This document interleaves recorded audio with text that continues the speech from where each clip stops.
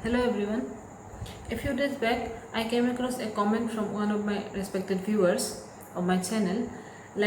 Some people think that we were deprived of some liberties during our childhood, like our parents asked us not to play more and give more importance to our studies, or our parents stopped us from sitting at the front seat of our car, that is the seat very near to the driving seat, and so on, so many things. Okay, in such cases, such a person generally thinks that he or she was deprived of all these liberties during their childhood, and therefore they try not to deprive their children, their small kids, of all these liberties.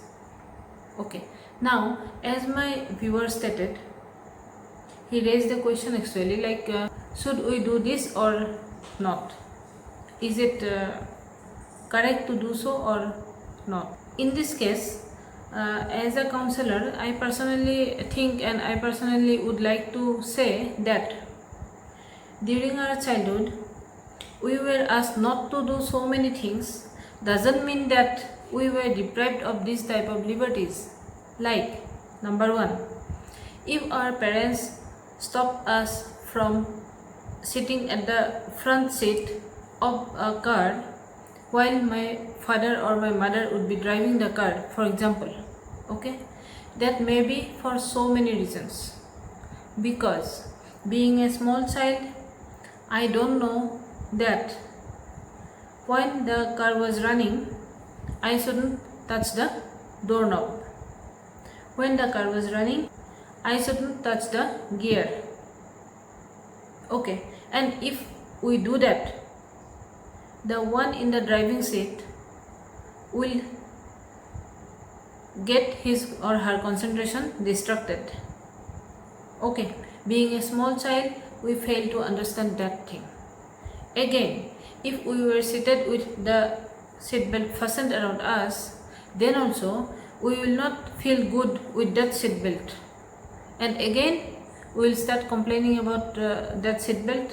That way also they will have deviation in proper concentration of driving, and that may invite fatality, we all know. So rather than deprivation, we need to think perhaps that we were asked not to do some particular things for so many reasons which we failed to understand during our childhood.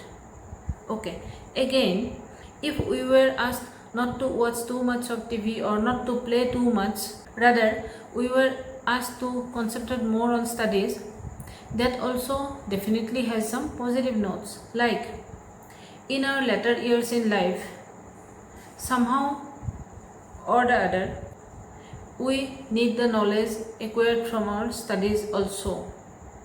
Therefore, during our childhood, as a small child, as we failed to understand the importance of studies, we had to be instructed strictly, perhaps, by our parents that we should study more.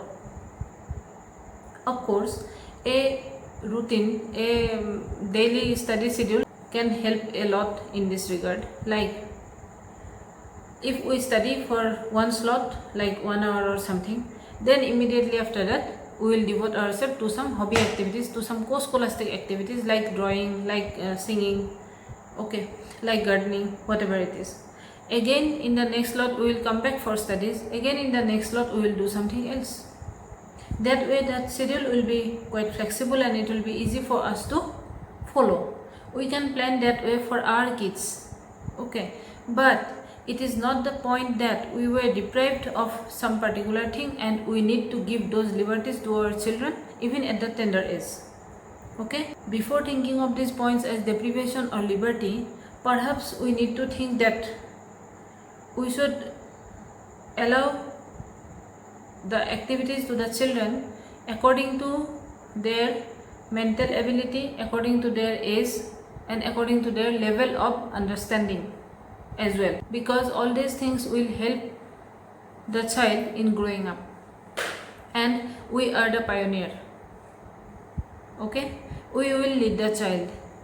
Okay, so it is not that we were deprived and we need to give liberty to the child.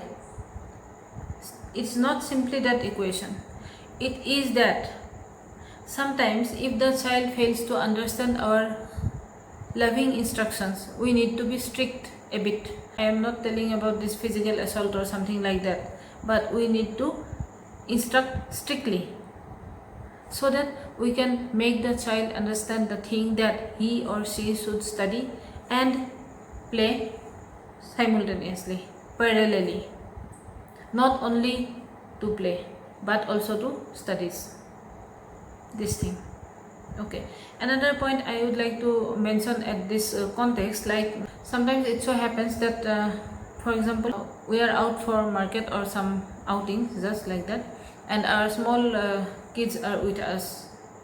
Okay, and that kid asks for a packet of chips, for example, a packet of chips or a chocolate or something.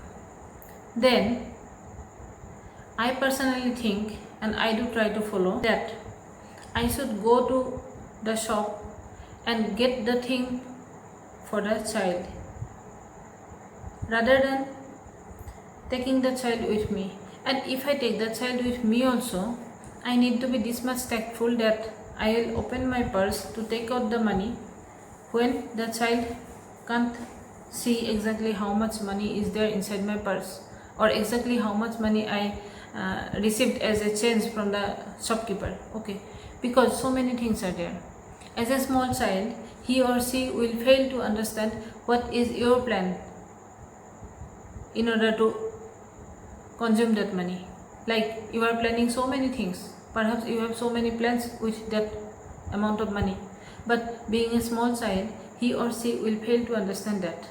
And as he or she will fail to understand that, he or she may think in some other way, like so much money is there with my father or with my mother, whatever, and I can demand for something else also, I can demand for some toy also, like that. Because generally he or she fails to understand this thing, that what you are going to do with this money, that's the point. And definitely you are going to do something good for the family itself, you are going to do something good for your kids only.